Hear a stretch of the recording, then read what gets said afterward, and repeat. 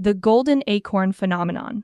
In the bustling woodland market of Whisperleaf Village, Nutkin the squirrel ran the most ordinary acorn shop in the entire forest. Every day, woodland creatures would scurry past his simple wooden cart filled with regular brown acorns, heading instead to the flashier stalls selling honey pastries, mushroom jewelry, and singing flowers. Nutkin's acorns were perfectly good, crunchy, nutritious, and reasonably priced, but somehow nobody seemed to care. Another slow day, Nutkin sighed, watching a family of chipmunks walk right past his cart to buy expensive crystal berries from Glimmer the fairy's booth. That's when Nutkin noticed something interesting. A group of young rabbits were clustered around Bristlecone, the porcupine's quill pen stand, all chattering excitedly. "I have to get the limited edition silver-tipped quill," squeaked one rabbit. "Hazelnut got one last week and now everyone thinks she's the coolest writer in the burrow." "But they cost 10 times more than regular quills," worried another rabbit.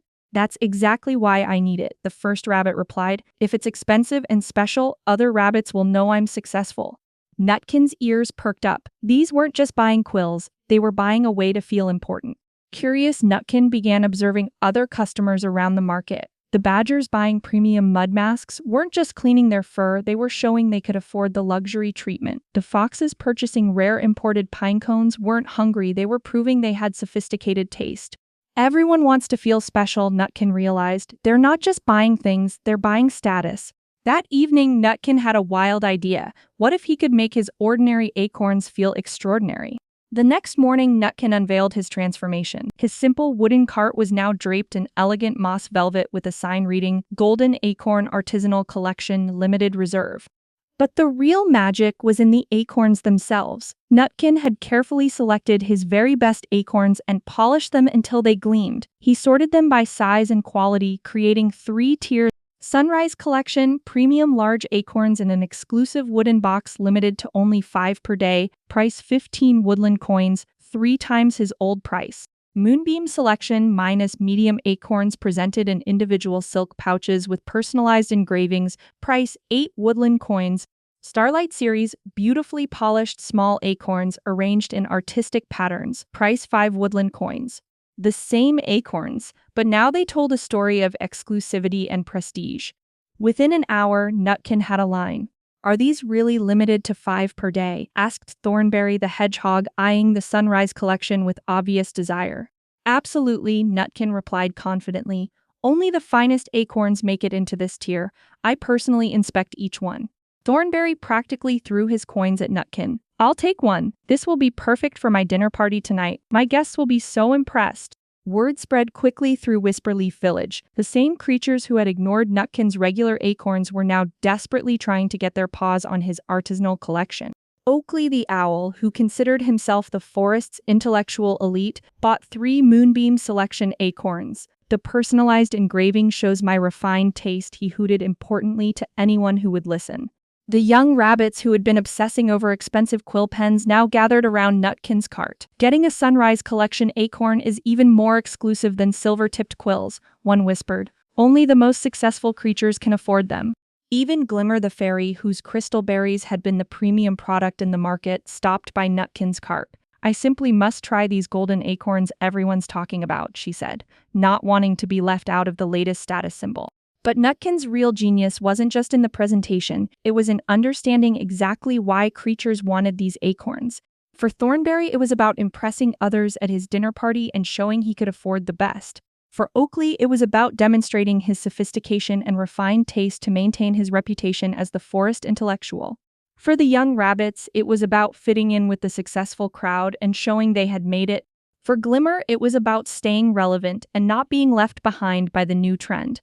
Each customer wasn't just buying an acorn, they were buying a feeling of importance, exclusivity, and social standing. "This is incredible," marveled Pip the mouse, who had been watching Nutkin's transformation. "How did you know this would work?" "I realized that creatures don't just want good products," Nutkin explained as he carefully polished another acorn. "They want products that make them feel special. The acorns are the same, but now owning them says something about who you are." "But isn't that manipulative?" Pip asked. Nutkin considered this thoughtfully. "I don't think so. I'm still selling quality acorns at fair prices for what they are, but I'm also giving creatures something they truly want, the chance to feel important and show their success. Everyone wins, they get to feel special, and I get to run a successful business. As weeks passed, Nutkin refined his approach even further. He created a VIP Acorn Club for his most loyal customers, offering them first access to new collections. He started hosting exclusive acorn tastings, where only club members could attend. He even began collaborating with other high-status businesses, like offering acorn and crystal berry pairing experiences with Glimmer. The most interesting part? Nutkin's acorns actually started tasting better to his customers. When creatures felt special and sophisticated eating them, their enjoyment genuinely increased. It's not just about tricking people, Nutkin told Pip one evening as they counted the day's impressive earnings. When you help people feel important and successful, they actually have a better experience. Status isn't just about showing off, it's about feeling good about yourself. 6 months later, Nutkin had the most successful stall in Whisperleaf Village. Other vendors started studying his methods, creating their own premium versions of everyday products. Bristlecone the porcupine launched heirloom quill pens, hand-selected by master craftsmen. Glimmer created Royal Fairy Berry Collection by appointment only. Even Boris the bear started selling artisanal honey small-batch forest reserve. The entire market had learned Nutkin's lesson. Creatures don't just buy products, they buy the way those products make them feel about themselves. You've changed everything, Pip observed, looking around at the transformed marketplace where every vendor now understood the power of status appeal. I just figured out what creatures really wanted, Nutkin replied, carefully arranging his latest collection of premium acorns. They wanted to feel special, important, and successful. Once I understood that drive, business became about helping them achieve that feeling. And as another satisfied customer walked away proudly carrying their exclusive golden acorn, Nutkin smiled, knowing he had discovered one of the most powerful forces in all of business, the simple, universal desire to feel special. The acorns were the same as always, but the story they told and the status they provided made all the difference in the world.